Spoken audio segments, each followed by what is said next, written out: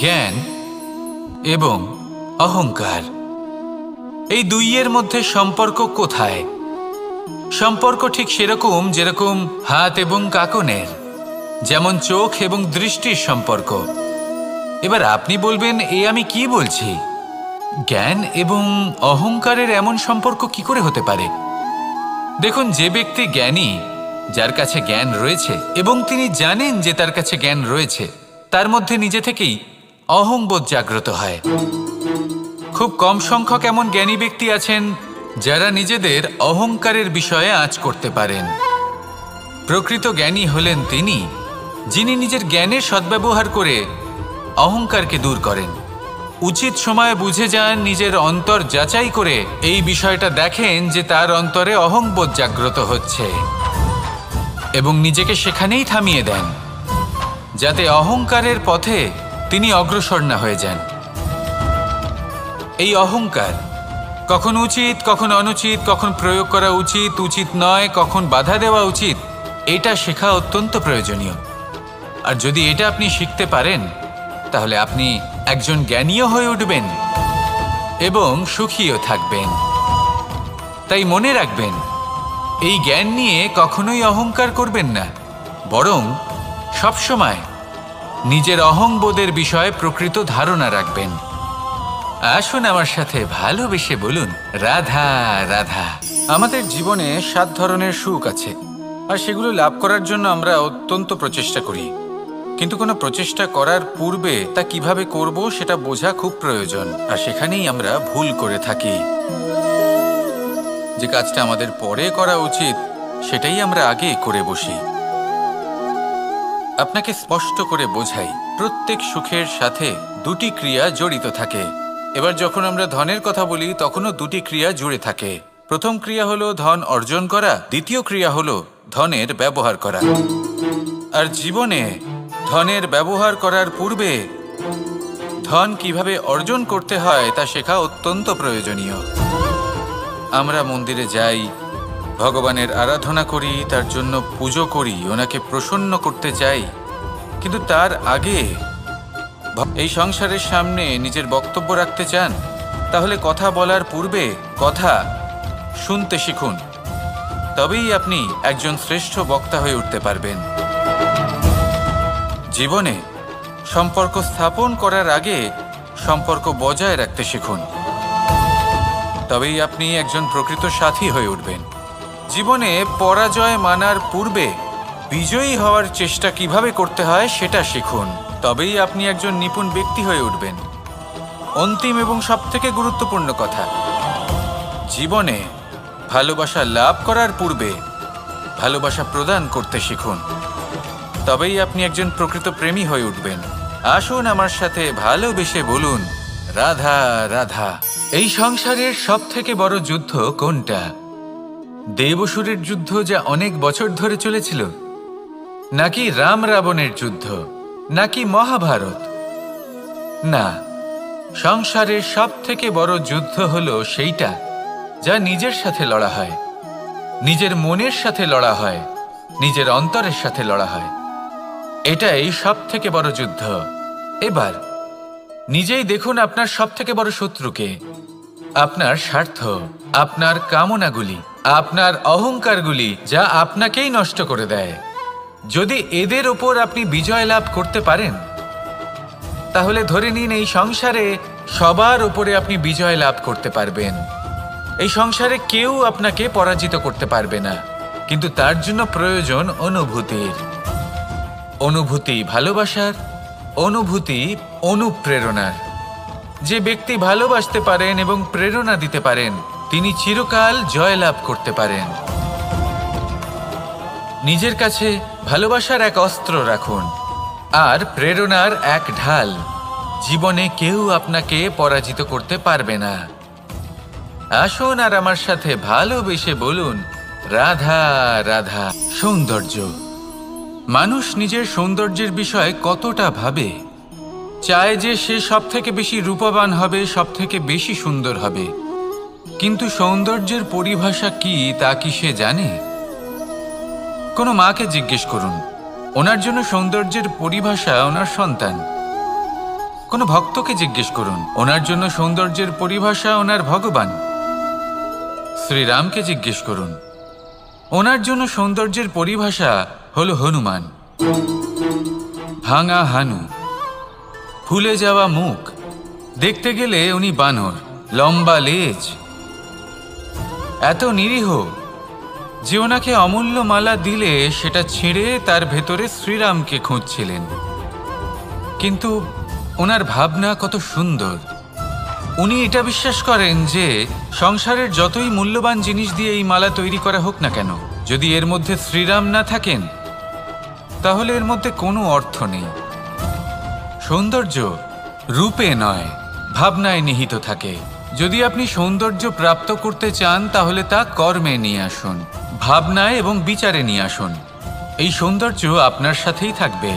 যদি আপনি সৌন্দর্যকে রূপের মধ্যে খোঁজেন তাহলে কিছুক্ষণের জন্য পাবেন, সেই সৌন্দর্য সময়ের সাথে হারিয়ে যাবে। সৌন্দর্য যদি পেতে চান, খুঁজতেই চান, তাহলে হৃদয় খুঁজুন, কর্মে খুঁজুন। মন প্রসন্ন হয়ে বলবে রাধা রাধা। এই সংসারে মানুষ জন্মগ্রহণ করেন, বড় হতে থাকেন, পুরুষার্থ লাভ করেন, অর্জন করেন। অর্জন করা আসলে কি? বেশিরভাগ মানুষ বলেন অর্জন করা অর্থাৎ ধন সম্পত্তি অর্জন করা। আর কি অর্জন করা যায়? আর কি লাভ করা যায়? আসল প্রশ্ন হলো এটাই যে কি এমন আছে যা বাস্তব রূপে অর্জন করার যোগ্য। তা হলো ব্যবহার, জ্ঞান এবং সন্তোষ। কেন? কারণ আপনি যখন এই সংসার ছেড়ে চলে যাবেন তখন আপনার ধন সম্পত্তি আপনাকে বিদায় জানাতে আসবে না। আপনাকে বিদায় জানাতে আসবে আপনার আপনজন, যাদের সাথে আপনার সুসম্পর্ক ছিল।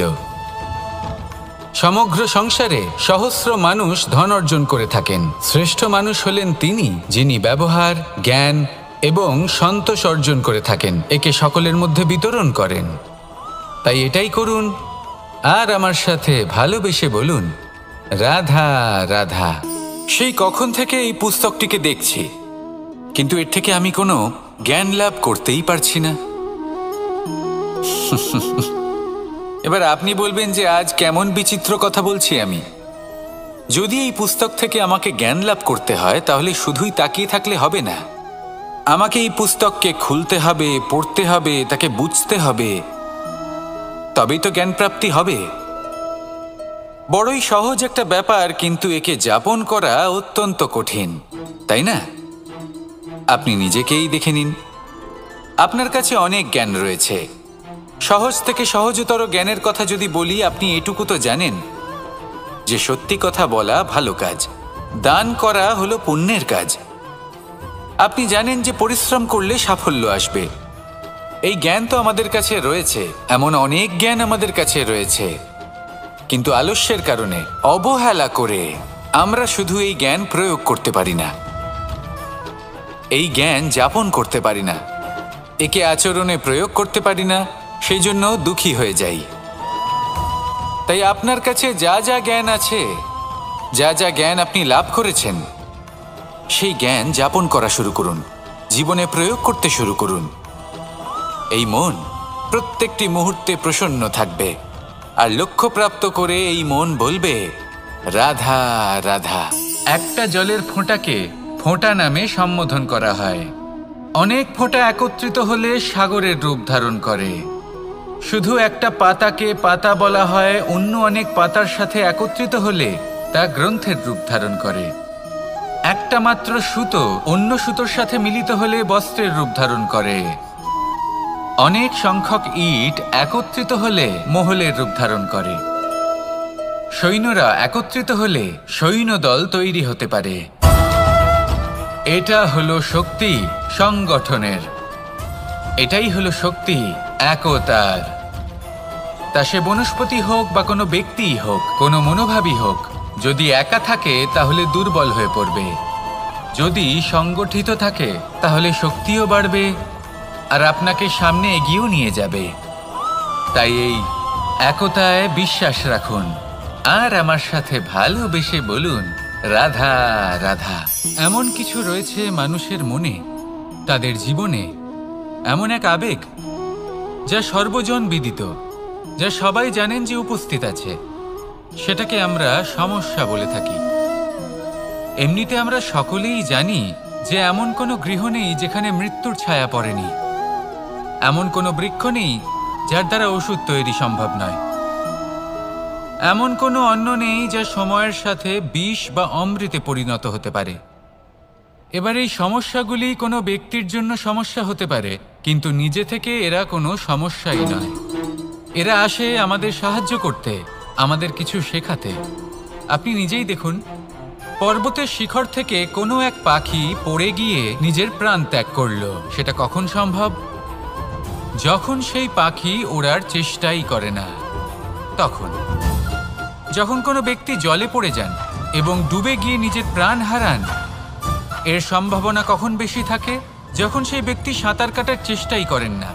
তখন এই সমস্যা প্রত্যেকের জীবনে থাকবেই, কিন্তু এটা মনে রাখা প্রয়োজনীয় যে কোনো সমস্যা পরিস্থিতির কারণে সমস্যা হয়ে ওঠে না। এই পরিস্থিতি যখন আমাদের সামনে আসে, আমাদের তা কঠিন মনে হয়, আমরা নতমস্তক হয়ে পড়ি, ভয়ভীত হয়ে পড়ি, তার সম্মুখীন হতে পারি না। তখন তা সমস্যার রূপ নেয়। দৃঢ় হয়ে দাঁড়িয়ে থাকুন সাহসের সাথে, এই পরিস্থিতিগুলির সম্মুখীন হন। দেখবেন সমস্যা কখন সাফল্যে পরিণত হবে আপনি জানতেই পারবেন না। আসুন আমার সাথে ভালোবেসে বলুন, রাধা রাধা। এই সংসারে কখনো কোনো ব্যক্তিকে তার বাইরের পোশাক দেখে বিচার করার চেষ্টা করবেন না। এটা খুব বড় ভুল করবেন। যেমন আমরা জীবনে অনেক সময় এমন করি। ধরুন কোথাও একটা গাছ দেখলাম, খুব বিশাল আকারের একটা গাছ, যেটা মাটির থেকে অনেক উঁচুতে পৌঁছে গেছে, যার বিশাল শাখা আছে। সেগুলো দেখে আমরা ভাবি যে এই গাছে হয়তো কত সুস্বাদু ফল আছে। আমরা সেই গাছের পরিচর্যা করতে থাকি। আবার অন্যদিকে হলো একটি তৃণ, যেটা মাটি থেকে কিছুটা উঁচুতে পৌঁছেছে, কিন্তু সেই তৃণর নিচে, মাটির নিচে অত্যন্ত সুস্বাদু ফল বা সবজি জন্ম নেয়, যা আমাদের স্বাস্থ্যের পক্ষে অত্যন্ত উপকারী। সেই জন্য কখনো আবরণ দেখে কাউকে বিচার করতে চেষ্টা করবেন না। তার বদলে এটা বোঝার চেষ্টা করুন যে আপনার সামনে যে ব্যক্তি আছে বা বস্তু আছে, তার বিশেষত্ব কি। যদি এই বিশেষত্ব বোঝার ক্ষমতা আপনি অর্জন করেন, যদি এই শিল্প আপনি নিজের ভেতরে জাগ্রত করেন, তাহলে এই সংসারে বিশেষত্ব কি সেটা আপনি জানতে পারবেন। আর এই সমস্ত খেলা দৃষ্টি থেকে নয়, দৃষ্টিভঙ্গি থেকে জন্ম নেয়। দৃষ্টিভঙ্গি সবসময় শুভ রাখুন, আর আমার সাথে ভালোবেসে বলুন, রাধা রাধা। যখন মানুষের মৃত্যু হয় তখন কি হয়? অনেক সংখ্যক মানুষ শোক পালন করতে চলে আসেন। যে ব্যক্তি মৃত্যু লাভ করেছেন তার অনেক বস্তু থাকে যেগুলো তার প্রিয়, যেগুলো তিনি ব্যবহার করেছেন। তার শয্যা, তার বস্ত্র, তার আভূষণ সবকিছু তার থেকে বিচ্ছিন্ন করা হয় এবং খালি হাতে তাকে শ্মশানের উদ্দেশ্যে রওনা করা হয়। আমি আপনাকে এই প্রশ্ন করতে চাই, আপনি এই সংসারে কি অর্জন করেছেন? ধন, সম্পত্তি, বস্ত্র, আভূষণ, এই সব কিছু যে আপনি অর্জন করেছেন, আপনার মৃত্যুর পরে তা আপনার থেকে দূর হয়ে যাবে।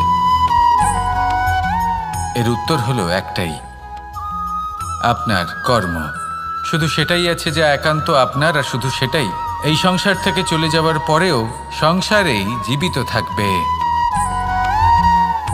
যদি আপনি দুষ্কর্ম করেন, তাহলে এই সংসার আপনাকে একটি অনুচিত উদাহরণ হিসেবে মনে রাখবে যে এই ব্যক্তি খুব পাপী ছিল, অনুচিত কর্ম করতেন।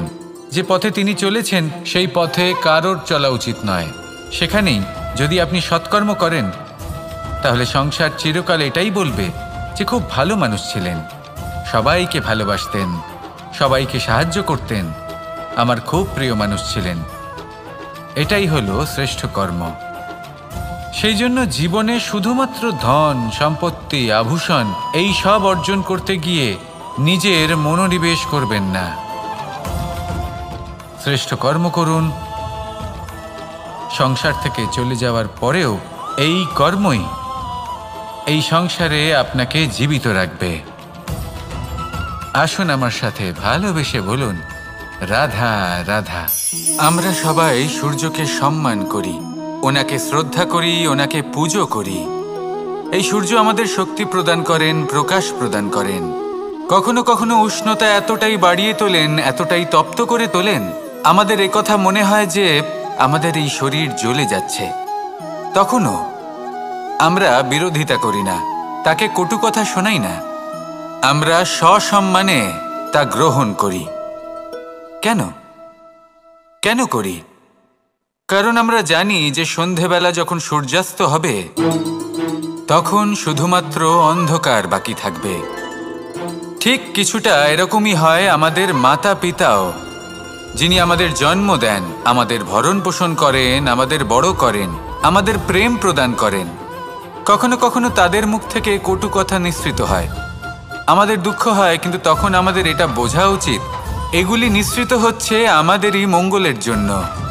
যেমন সূর্যদেব, উনিও উত্তাপ দিয়ে থাকেন আমাদেরই মঙ্গলের জন্য, যাতে ফসল পাকতে পারে, যাতে জল বাষ্প হয়ে মেঘ হতে পারে, বৃষ্টি হতে পারে, আর এই সংসারে নিরন্তর জলের প্রবাহ থাকে। আমাদের মাতা পিতা, তাদের কঠোর আচরণ, তাদের কঠোর অনুশাসনের পেছনে লুকিয়ে থাকে ওনাদের ভালোবাসা। আমাদের তা বুঝতে হবে, সসম্মানে ওনাদের গ্রহণ করতে হবে।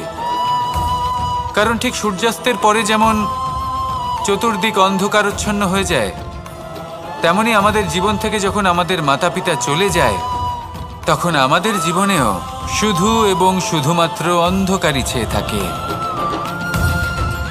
সেই জন্য নিজের মাতা পিতাকে সম্মান করুন, ওনাদের ভালোবাসা প্রদান করুন। এই মন আর এই জীবন প্রসন্ন হয়ে বলবে রাধা রাধা। পরিস্থিতি কখনো এটা ভালো থাকে, আবার কখনো মন্দ হয়ে যায়। কখনো এই পরিস্থিতি আমাদের পক্ষে থাকে, আর কখনো এই পরিস্থিতি অনুযায়ী আমাদের চলতে হয়, কোনো বিকল্প থাকে না। কিন্তু যখনই এই পরিস্থিতি খারাপ হয়ে যায় তখন কি করা উচিত সেই প্রশ্ন মনে জেগে ওঠে। পরিস্থিতি যখন প্রতিকূল হয় তখন আমরা কিছু হারালে তা হারিয়ে ফেলি, ঠিক আছে, কিন্তু যা বাকি আছে সেটা আমরা আগলে রাখতে পারি। পরিস্থিতিকে সামলে রাখার চেষ্টা আমরা অবশ্যই করতে পারি, শুধু সেটুকুই আমাদের হাতে রয়েছে। কিন্তু এর থেকেও বড় সমস্যা আছে, অহংকার। কখন প্রবেশ করে আমরা জানতেও পারি না। এই অহংকার আপনাকে বুঝতেও দেবে না যে আপনি সত্যি কিছু হারিয়েছেন। আপনার কিছুই যাবে আসবে না। দেখতে গেলে আকাশের সূর্য নিজের প্রকাশ হারিয়ে ফেলে যখন অন্ধকার ঘনিয়ে আসে। তাহলে আমরা কে হই? ওনার সামনে তো কিছুই নই। এই অহংকার আমাদের দমন করতেই হবে। এটা বিশ্বাস করতে হবে যে এই সমগ্র সৃষ্টিতে আমরা শুধুমাত্র একটা কণা, তার থেকে বেশি আর কিছুই নয়। বিশ্বাস করতে হবে যে আমরা ততটাও বড় নই যে কখনোই কিছুই হারাবো না। এবার যেদিন এই জ্ঞান আপনি আত্মস্থ করে নিজের আচরণ পাল্টাবেন, মনে রাখবেন সেই দিনই অহংকারকে দমন করতে আপনি পথে অগ্রসর হয়ে পড়েছেন। এই অহংকারকে দমন করুন আর আমার সাথে ভালোবেসে বলুন রাধা রাধা। আমি দ্বারকাধীশ এবং আমার সভাতে বিভিন্ন সময় বিভিন্ন ধরনের মানুষ আসেন, নিজেদের দাবি নিয়ে, নিজেদের ইচ্ছে নিয়ে। কখনো কেউ ভোজন চান, আবার কখনো কেউ ওষুধ, কখনো কেউ বস্তু চান, কেউ আবার চান বস্ত্র। কারোর জ্ঞান চাই, কারোর ধন চাই, আবার কারোর বাসস্থান। অনেক সময় আমি এই অনুরোধ, এই ইচ্ছে পূর্ণ করি না। এবার আপনি এটা ভাবতেই পারেন যে কৃষ্ণ তো তাহলে লোভী, ওর কাছে তো সবকিছুই রয়েছে, তারপরেও সে নিজের প্রজার ইচ্ছে পূর্ণ করে না, তাদের সমস্যাগুলি বুঝতে পারে না, তাদের সুখ স্বাচ্ছন্দ্য প্রদান করে না। আসল সত্য হলো এটাই যে কোনো সবল ব্যক্তি, যে কোনো গৃহস্থ ব্যক্তি যে কাজ করতে সক্ষম, তার পরিশ্রম দ্বারাই নিজের প্রয়োজনগুলি এবং ইচ্ছেগুলি পূরণ করা উচিত। এটা অত্যন্ত প্রয়োজনীয়। আর এগুলো তিনি করতে পারেন শিল্প, ব্যবসা, আচরণ অথবা জ্ঞানের ভিত্তিতে। এই পথে চলতে হবে, পরিশ্রম করতে হবে, তবেই সে কিছু অর্জন করতে পারবে। এবার এমন কোনো ব্যক্তি যার এই সব কিছুতে কোনো রুচি নেই, যে কিছুই করতে চায় না, সে কিছুই অর্জন করতে পারবে না। এবার এরকম কোনো ব্যক্তিকে যদি আমি কোনো বস্তু প্রদান করি, তাহলে কি হবে? সে পরাধীন হয়ে যাবে, আর সেটা উচিত হবে না।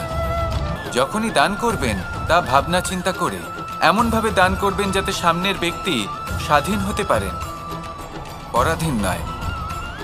আসুন আমার সাথে ভালোবেসে বলুন, রাধা রাধা। আমরা সকলে শক্তি অনুভব করতে চাই।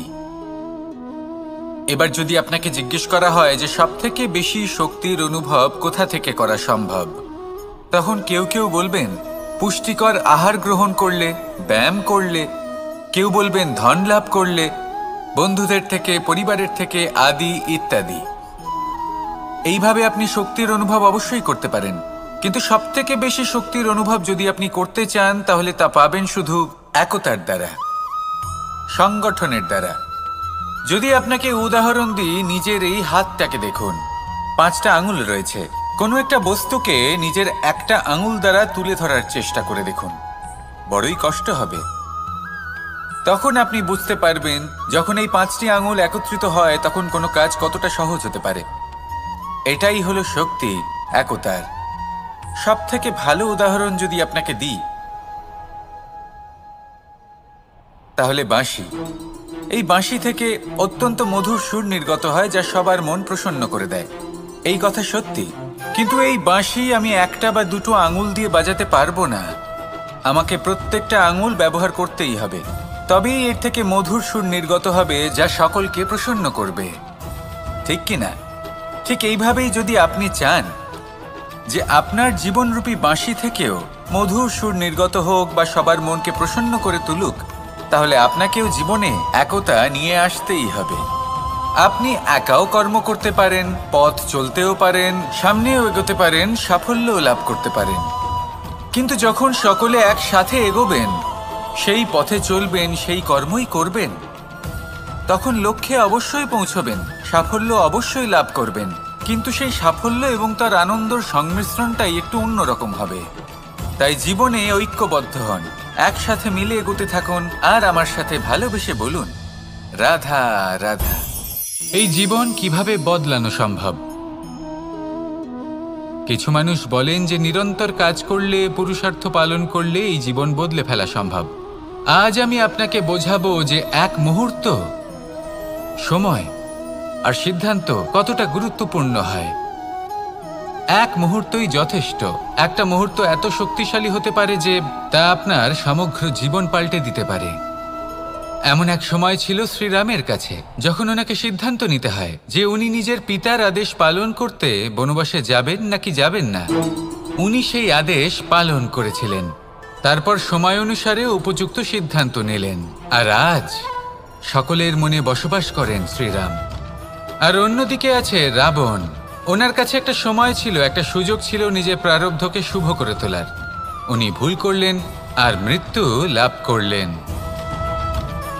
নির্বাচন সবসময় আপনার হাতে, শুধু আপনাকে সময়কে বুঝতে হবে, সেই মুহূর্তকে বুঝতে হবে আর উচিত সিদ্ধান্ত নিতে হবে, ব্যাস। বুঝতে শিখুন এই সময়ের দাবি কি, বুঝতে শিখুন এই সময়ের ইচ্ছে কি, আর উচিত সিদ্ধান্ত নিন। আর আমার সাথে ভালোবেসে বলুন, রাধা রাধা। জ্ঞান এবং অহংকার, এই দুইয়ের মধ্যে সম্পর্ক কোথায়? সম্পর্ক ঠিক সেরকম যেরকম হাত এবং কাকনের, যেমন চোখ এবং দৃষ্টির সম্পর্ক। এবার আপনি বলবেন, এ আমি কি বলছি? জ্ঞান এবং অহংকারের এমন সম্পর্ক কি করে হতে পারে? দেখুন, যে ব্যক্তি জ্ঞানী, যার কাছে জ্ঞান রয়েছে এবং তিনি জানেন যে তার কাছে জ্ঞান রয়েছে, তার মধ্যে নিজে থেকেই অহংবোধ জাগ্রত হয়। খুব কম সংখ্যক এমন জ্ঞানী ব্যক্তি আছেন যারা নিজেদের অহংকারের বিষয়ে আঁচ করতে পারেন। প্রকৃত জ্ঞানী হলেন তিনি, যিনি নিজের জ্ঞানের সদ্ব্যবহার করে অহংকারকে দূর করেন।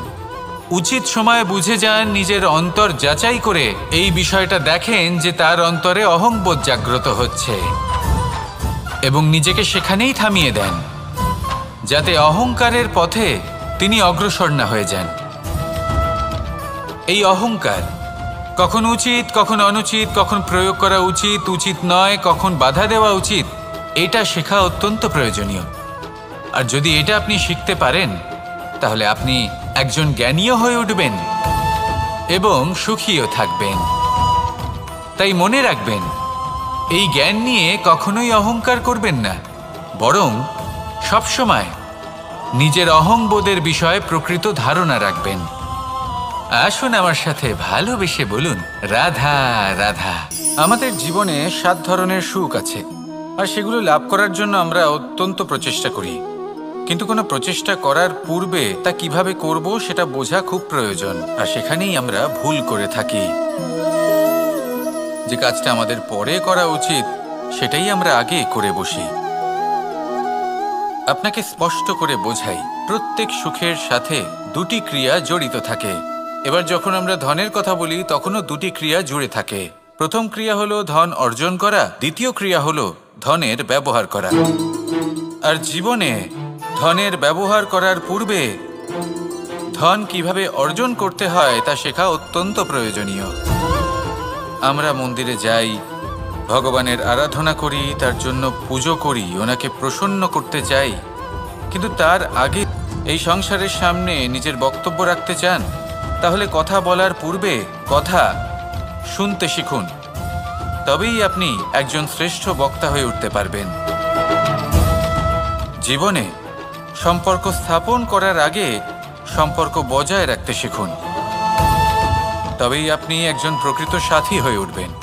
জীবনে পরাজয় মানার পূর্বে বিজয়ী হওয়ার চেষ্টা কিভাবে করতে হয় সেটা শিখুন। তবেই আপনি একজন নিপুণ ব্যক্তি হয়ে উঠবেন। অন্তিম এবং সবথেকে গুরুত্বপূর্ণ কথা, জীবনে ভালোবাসা লাভ করার পূর্বে ভালোবাসা প্রদান করতে শিখুন। তবেই আপনি একজন প্রকৃত প্রেমী হয়ে উঠবেন। আসুন আমার সাথে ভালোবেসে বলুন, রাধা রাধা। এই সংসারের সবথেকে বড় যুদ্ধ কোনটা?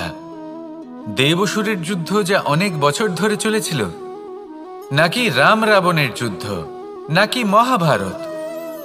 না, সংসারের সবথেকে বড় যুদ্ধ হলো সেইটা যা নিজের সাথে লড়া হয়, নিজের মনের সাথে লড়া হয়, নিজের অন্তরের সাথে লড়া হয়। এটাই সবথেকে বড় যুদ্ধ। এবার নিজেই দেখুন আপনার সবথেকে বড় শত্রুকে। আপনার স্বার্থ, আপনার কামনাগুলি, আপনার অহংকারগুলি, যা আপনাকেই নষ্ট করে দেয়। যদি এদের ওপর আপনি বিজয় লাভ করতে পারেন, তাহলে ধরে নিন এই সংসারে সবার উপরে আপনি বিজয় লাভ করতে পারবেন। এই সংসারে কেউ আপনাকে পরাজিত করতে পারবে না। কিন্তু তার জন্য প্রয়োজন অনুভূতির। অনুভূতি ভালোবাসার, অনুভূতি অনুপ্রেরণার। যে ব্যক্তি ভালোবাসতে পারেন এবং প্রেরণা দিতে পারেন, তিনি চিরকাল জয় লাভ করতে পারেন। নিজের কাছে ভালোবাসার এক অস্ত্র রাখুন আর প্রেরণার এক ঢাল। জীবনে কেউ আপনাকে পরাজিত করতে পারবে না। আসুন আর আমার সাথে ভালোবেসে বলুন, রাধা রাধা। সৌন্দর্য। মানুষ নিজের সৌন্দর্যের বিষয়ে কতটা ভাবে, চায় যে সে সবথেকে বেশি রূপবান হবে, সবথেকে বেশি সুন্দর হবে। কিন্তু সৌন্দর্যের পরিভাষা কি তা কি সে জানে? কোনো মাকে জিজ্ঞেস করুন, ওনার জন্য সৌন্দর্যের পরিভাষা ওনার সন্তান। কোনো ভক্তকে জিজ্ঞেস করুন, ওনার জন্য সৌন্দর্যের পরিভাষা ওনার ভগবান। শ্রীরামকে জিজ্ঞেস করুন, ওনার জন্য সৌন্দর্যের পরিভাষা হলো হনুমান। ভাঙা হানু, ফুলে যাওয়া মুখ, দেখতে গেলে উনি বানর, লম্বা লেজ, এত নিরীহ যে ওনাকে অমূল্য মালা দিলে সেটা ছিঁড়ে তার ভেতরে শ্রীরামকে খুঁজছিলেন। কিন্তু ওনার ভাবনা কত সুন্দর। উনি এটা বিশ্বাস করেন যে সংসারের যতই মূল্যবান জিনিস দিয়ে এই মালা তৈরি করা হোক না কেন, যদি এর মধ্যে শ্রীরাম না থাকেন, তাহলে এর মধ্যে কোনো অর্থ নেই। সৌন্দর্য রূপে নয়, ভাবনায় নিহিত থাকে। যদি আপনি সৌন্দর্য প্রাপ্ত করতে চান, তাহলে তা কর্মে নিয়ে আসুন, ভাবনায় এবং বিচারে নিয়ে আসুন। এই সৌন্দর্য আপনার সাথেই থাকবে। যদি আপনি সৌন্দর্যকে রূপের মধ্যে খোঁজেন তাহলে কিছুক্ষণের জন্য পাবেন, সেই সৌন্দর্য সময়ের সাথে হারিয়ে যাবে। সৌন্দর্য যদি পেতে চান, খুঁজতেই চান, তাহলে হৃদয় খুঁজুন, কর্মে খুঁজুন। মন প্রসন্ন হয়ে বলবে রাধা রাধা। এই সংসারে মানুষ জন্মগ্রহণ করেন, বড় হতে থাকেন, পুরুষার্থ লাভ করেন, অর্জন করেন। অর্জন করা আসলে কি? বেশিরভাগ মানুষ বলেন অর্জন করা অর্থাৎ ধন সম্পত্তি অর্জন করা। আর কি অর্জন করা যায়? আর কি লাভ করা যায়? আসল প্রশ্ন হলো এটাই যে কি এমন আছে যা বাস্তব রূপে অর্জন করার যোগ্য। তা হলো ব্যবহার, জ্ঞান এবং সন্তোষ। কেন? কারণ আপনি যখন এই সংসার ছেড়ে চলে যাবেন তখন আপনার ধন সম্পত্তি আপনাকে বিদায় জানাতে আসবে না। আপনাকে বিদায় জানাতে আসবে আপনার আপনজন, যাদের সাথে আপনার সুসম্পর্ক ছিল। সমগ্র সংসারে সহস্র মানুষ ধন অর্জন করে থাকেন। শ্রেষ্ঠ মানুষ হলেন তিনি যিনি ব্যবহার, জ্ঞান এবং সন্তোষ অর্জন করে থাকেন, একে সকলের মধ্যে বিতরণ করেন। তাই এটাই করুন আর আমার সাথে ভালোবেসে বলুন রাধা রাধা। সেই কখন থেকে এই পুস্তকটিকে দেখছি, কিন্তু এর থেকে আমি কোনো জ্ঞান লাভ করতেই পারছি না। এবার আপনি বলবেন যে আজ কেমন বিচিত্র কথা বলছি আমি। যদি এই পুস্তক থেকে আমাকে জ্ঞান লাভ করতে হয় তাহলে শুধুই তাকিয়ে থাকলে হবে না। আমাকে এই পুস্তককে খুলতে হবে, পড়তে হবে, তাকে বুঝতে হবে, তবেই তো জ্ঞান প্রাপ্তি হবে। বড়ই সহজ একটা ব্যাপার, কিন্তু একে যাপন করা অত্যন্ত কঠিন, তাই না? আপনি নিজেকেই দেখে নিন। আপনার কাছে অনেক জ্ঞান রয়েছে। সহজ থেকে সহজতর জ্ঞানের কথা যদি বলি, আপনি এটুকু তো জানেন যে সত্যি কথা বলা ভালো কাজ, দান করা হলো পুণ্যের কাজ। আপনি জানেন যে পরিশ্রম করলে সাফল্য আসবে। এই জ্ঞান তো আমাদের কাছে রয়েছে, এমন অনেক জ্ঞান আমাদের কাছে রয়েছে, কিন্তু আলস্যের কারণে, অবহেলা করে আমরা শুধু এই জ্ঞান প্রয়োগ করতে পারি না, এই জ্ঞান যাপন করতে পারি না, একে আচরণে প্রয়োগ করতে পারি না, সেই জন্য দুঃখী হয়ে যাই। তাই আপনার কাছে যা যা জ্ঞান আছে, যা যা জ্ঞান আপনি লাভ করেছেন, সেই জ্ঞান যাপন করা শুরু করুন, জীবনে প্রয়োগ করতে শুরু করুন। এই মন প্রত্যেকটি মুহূর্তে প্রসন্ন থাকবে, আর লক্ষ্যপ্রাপ্ত করে এই মন বলবে রাধা রাধা। একটা জলের ফোঁটাকে ফোঁটা নামে সম্বোধন করা হয়। অনেক ফোঁটা একত্রিত হলে সাগরের রূপ ধারণ করে। শুধু একটা পাতাকে পাতা বলা হয়, অন্য অনেক পাতার সাথে একত্রিত হলে তা গ্রন্থের রূপ ধারণ করে। একটা মাত্র সুতো অন্য সুতোর সাথে মিলিত হলে বস্ত্রের রূপ ধারণ করে। অনেক সংখ্যক ইট একত্রিত হলে মহলের রূপ ধারণ করে। সৈন্যরা একত্রিত হলে সৈন্যদল তৈরি হতে পারে। এটা হলো শক্তি সংগঠনের, এটাই হলো শক্তি একতার। তা সে বনস্পতি হোক বা কোনো ব্যক্তিই হোক, কোনো মনোভাবই হোক, যদি একা থাকে তাহলে দুর্বল হয়ে পড়বে। যদি সংগঠিত থাকে তাহলে শক্তিও বাড়বে আর আপনাকে সামনে এগিয়েও নিয়ে যাবে। তাই এই একতায় বিশ্বাস রাখুন আর আমার সাথে ভালোবেসে বলুন রাধা রাধা। এমন কিছু রয়েছে মানুষের মনে, তাদের জীবনে এমন এক আবেগ যা সর্বজন বিদিত, যা সবাই জানেন যে উপস্থিত আছে, সেটাকে আমরা সমস্যা বলে থাকি। এমনিতে আমরা সকলেই জানি যে এমন কোনো গৃহ নেই যেখানে মৃত্যুর ছায়া পড়েনি, এমন কোনো বৃক্ষ নেই যার দ্বারা ওষুধ তৈরি সম্ভব নয়, এমন কোনো অন্ন নেই যা সময়ের সাথে বিষ বা অমৃতে পরিণত হতে পারে। এবার এই সমস্যাগুলি কোনো ব্যক্তির জন্য সমস্যা হতে পারে, কিন্তু নিজে থেকে এরা কোনো সমস্যাই নয়। এরা আসে আমাদের সাহায্য করতে, আমাদের কিছু শেখাতে। আপনি নিজেই দেখুন, পর্বতের শিখর থেকে কোনো এক পাখি পড়ে গিয়ে নিজের প্রাণ ত্যাগ করলো। সেটা কখন সম্ভব? যখন সেই পাখি ওড়ার চেষ্টাই করে না। তখন যখন কোনো ব্যক্তি জলে পড়ে যান এবং ডুবে গিয়ে নিজের প্রাণ হারান, এর সম্ভাবনা কখন বেশি থাকে? যখন সেই ব্যক্তি সাঁতার কাটার চেষ্টাই করেন না, তখন।